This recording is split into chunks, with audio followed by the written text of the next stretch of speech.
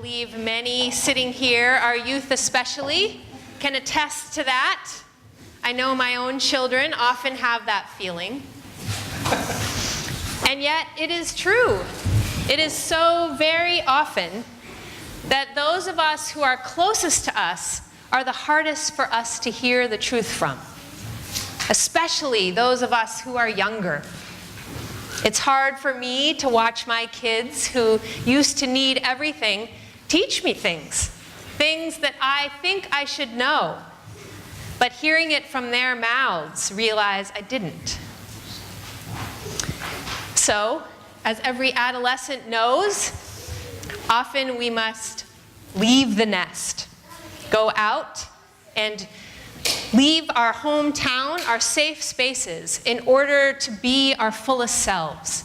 For our fullest selves, often, we don't know what they are, and it's too hard with the expectations of those who know us so very well, and the boxes that those who know us so very well have put us into. In that situation, it's too hard to figure out what it is God is calling us to be and do in the world. The Scouts, I have learned, I did not scout as a child. I was a brownie for like 4 months until cookie sales, and that was too intense for me. The Scouts seems to me an organization, whether Girl Scouts or Cub Scouts or Boy Scouts, that seeks to give its participants a chance to develop confidence and self-knowledge about who it is that we would say in this sanctuary God is calling them to be. I know that for David was an Eagle Scout. David is my husband, for those of you that don't know. And he was an Eagle Scout. He did scouting all the way up through high school. And David is not only incredibly confident in the wilderness, which we discovered last summer when we went kayaking and canoeing, getting to our campsite only by kayak canoe, and found that we couldn't actually find our campsite. So David found us a campsite. David got us all set up while the three of us, Simon and Kate and me, were pretty rattled. David was not. David survived taking a number of young teenage girls on a rafting trip where a raft overturned and children were hanging out on rocks in the middle of rapids waiting to be rescued. And David can exist in these really intense wilderness experiences calmly and coolly and with a head on his shoulders, and he's able to think through it. The other piece of his scouting that I feel like I didn't have is that David also, like Jesus, was able to sort of sail through the sort of harrowing experiences of adolescence with confidence and with a much deeper knowledge of who he was and an acceptance of that. I, as you all so wonderfully know, am a ravaging dork. I am a real big dork, but all through middle school and high school, I just didn't want to believe it. And I looked at the popular crowd, and I thought, I want to be them. I really want to be them. And so I sort of had so much trouble finding my way, even throughout college. David, on the other hand, fully lived into his dorkiness, in part because of the Scouts. And the stories of him and his friends are incredible to hear.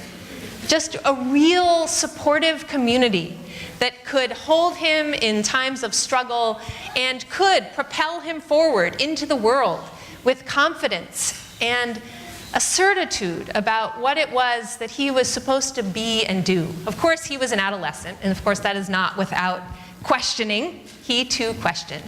But he certainly had a much bigger network in which to explore. And that was largely due to the Scouts. So, what about for those of us that didn't have an experience with the Scouts? Well, there's the church. The church, I believe, is another institution, another organization whose goal it is to build a confidence and a self-awareness in its participants that allows each of its members to claim the fullest selves that God is calling them to be. And it can be scary work, and it can involve the same sort of hometown confusion that Jesus encountered. Being a prophet in one's hometown is challenging. Even we who are adults are often called to something new, or we're called to articulate something that those in our closest circles don't really want to hear. The church is intended to be a place where we are nourished through Scripture, through words like we heard this morning. Jesus' own story about having to go away from his hometown in order to speak his prophetic words. And of the story of Jeremiah, who reminds us that God is with us wherever we go and writes his words on our lips. The church, through Scripture, through our worship together, through being nourished in Jesus' body and blood at that communion rail, through learning together, laughing together, is intended to be a place where each of us can feel safe enough and comfortable enough to explore our fullest selves, to explore what it feels like to say some things that the world might not agree with, to exhibit some parts of ourselves that we might have been too embarrassed to exhibit. I think we all know that Emily put me in the front row of the last show. That, of course, for me was an experience of exhibiting some things I might not have been comfortable to exhibit before, and to fail slightly. I am not, as you all know, a stellar dancer, especially in clogs. This place is intended to be a place where we can challenge each other to explore ourselves and to feel safe in doing that, so that when we go out into the world, when we leave this sanctuary on Sundays, we can be prophets even in our own hometown where we might not be accepted.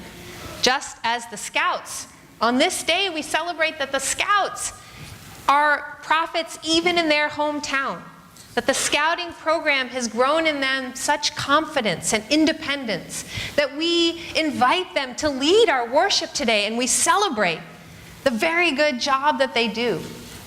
That we too, our eyes have been turned to see the beauty of God and of their prophetic voice that is in them.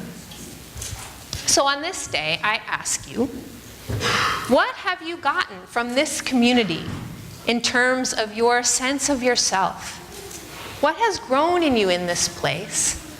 Or what do you sense is wanting to grow in you in this place?